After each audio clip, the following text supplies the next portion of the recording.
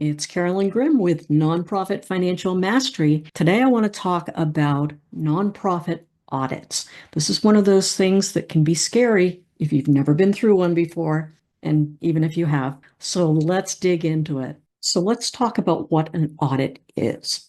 Let's say you're managing your finances and somebody else comes in, looks over your shoulder and says, "Did you manage your finances correctly?" That's basically an audit. We want to make sure that everything we're doing is being done correctly because we want to make sure that we are being transparent and we are being accountable for the funds that people are giving us to help us achieve our mission. So why are audits important? It's about transparency and accountability. It's all about making sure we're doing things in the way that we should do them so that people will continue to trust us enough to both use our nonprofit for whatever services we're providing and also to make sure that people will continue to support us. And that will happen when they know that we're doing good things in good ways. Now, sometimes you'll hear the word audit and sometimes you'll hear the word review. So an audit is more in-depth. That's when an auditor comes into your nonprofit and goes through everything. They really dig into stuff. And a review is a less in-depth looking over of things. So I guess you could say it's like the difference between a checkup with your doctor or your surgeon going in for a deep dive. So when we're talking about a nonprofit audit, what we're talking about is making sure the financial transparency is there. We're doing things the way that we say that we're going to do them. We're following our policies and that our policies are adequate to make sure that we are doing those things. So we have an accounts payable policy and we are doing the things in that policy, and that policy is appropriate for the size of our nonprofit. It also enhances the credibility that we have with our stakeholders. If we have audited financials, that means that a third-party qualified person has looked over our financial records and said, "You're doing it right." It's a nice reassurance as well. It also shows us where we need to do things better. So an auditor is going to come in and say, "You're doing great with this, this, and this, but you've got this area that's a bit of a hole in your bucket and you need to fix it." So audits are really helpful for finding those things. And then your response to that is, "I'm going to take care of that right now, and I'm going to tell you exactly how I did it so that everybody is happy that we see the problem, we fix the problem, and we're moving on." So there are some different types of audits that you'll hear talked about. There's an internal audit, which is us auditing our own stuff. And this might be the finance committee taking a look at the way that we're doing things. Or it might be somebody we're hiring before our official audit to come in and say, "Make sure that you've got these things in place." The external audit is when you've got the CPA firm coming in and taking a look at all of the stuff. So these are done by an independent outside organization, a CPA firm coming in and doing all of the auditing tests to make sure that you're doing things appropriately.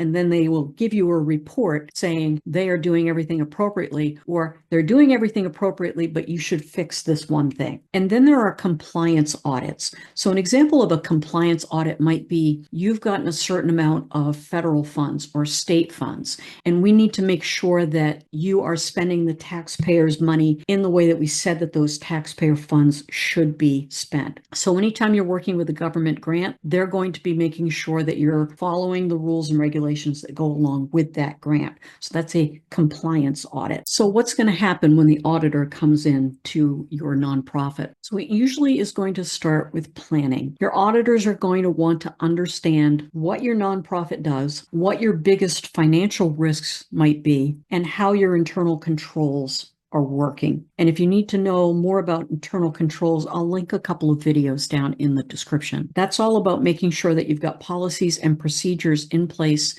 to minimize fraud, to minimize risk, so that you're able to take care of those resources that are in your care. And then the next part that's going to happen is there's going to be testing of financial transactions. So what does that mean? That means we're going to take a sampling of, for example, your accounts payable invoices. So we want to look at that and see what the process was for how you're managing your accounts payable. Or we may be taking a selection of donations that you've received, and we'll be looking at how you process those donations, what the policies and procedures are, and did you follow those things? The auditors want to make sure that things are being done correctly. And then they're going to take all the information that they come up with and they're going to put it into a final audit report. And that audit report is going to go through all of the things that they looked at, and it's going to point out any weaknesses so that you can correct those weaknesses. And when you've had that audit done, now you can go to your stakeholders, your donors, your grantors, your community members, and you can say, look at this. They said we're doing a good job. Now, what's really important with the auditing piece of it, so that this is a believable, transparent, credible process, is that the auditor is independent and objective. It's not your best friend coming in and going, yeah, you're doing really good.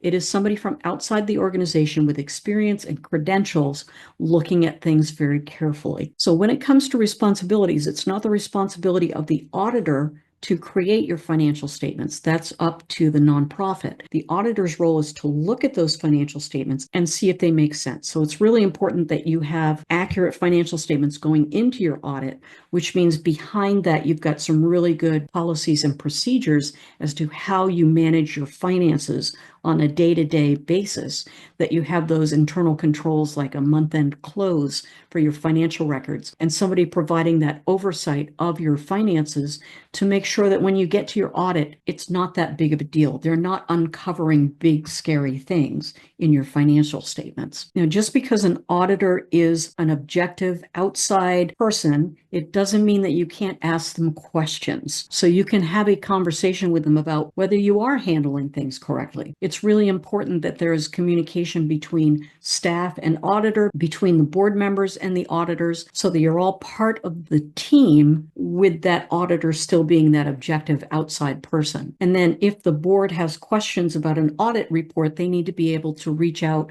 to the auditor and get clarification if they don't understand what the auditor is telling them. So how do you prepare for an audit? The first thing to do to prepare for an audit is that you've got a solid month-end close process for reconciling bank statements, looking at accounts to make sure that they're accurate, making sure that you've allocated funds appropriately, making sure that your payroll expenses are getting allocated to the proper programs. That's all stuff that happens on a month-to-month basis. So you've got 12 good monthly closes. You get to the end of the year, and you're already most of the way ready for your audit. So if you've got everything organized and you've got a good regular process, then getting ready for an audit isn't a tremendously big, complicated thing. There may be some extra things that the auditor will ask for, and they will give you a list. And that list is the audit requirements. These are the things that we're going to need from you.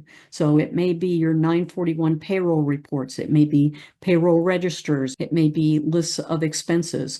So they're going to be giving you specific things that they need. And then they will communicate with you as to when they need to be there, how long they need to be there, what they need access to when they are there. They will communicate all of those things to you. And then your job is to provide them. When I'm working with auditors, my approach is, I am your gopher. You tell me what you need and I will get it for you. One of the things that I also try to do is I always try to answer the questions that an auditor might have before they ask for them. So if I know that an auditor is going to be looking for something specific, I'm going to make sure they have it. So when you can answer those questions before they even ask them, that makes the audit process really smooth. It makes your staff look like they know what they're doing, so an auditor isn't going to be as likely to go down rabbit holes and say, well, I don't know, this seems pretty sketchy to me. I think I need to dig deeper. So always try to answer those questions before they ask them. So let's talk benefits from an audit. It's work.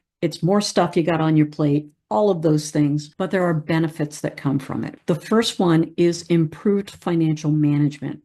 You know, I'm all about nonprofit financial mastery, and that is the whole financial picture of an organization. It's the accounting, but it's also the financial management of the entire organization. So when an auditor points something out to you, you have the opportunity to make a stronger organization. It increases donor confidence. A donor can look at that and say, they have been formally audited by people who know what they're doing, so I can trust their financial statements. That's super important, especially when you're trying to get, say, a government grant. It also provides that ongoing process for improvement. Last year, the auditor said we needed to create a policy for our accounts payable that's stronger than what we have. And then we did that. And now look at us. We're doing the things that we said we were going to do. And now this year, maybe we're going to find some other thing that we need to start working on. So every time you fix something or improve something, you're improving the organization as a whole. So audits, scary, inconvenient, but they do come with some good gifts. So I hope you found that helpful, and I will see you in the next video.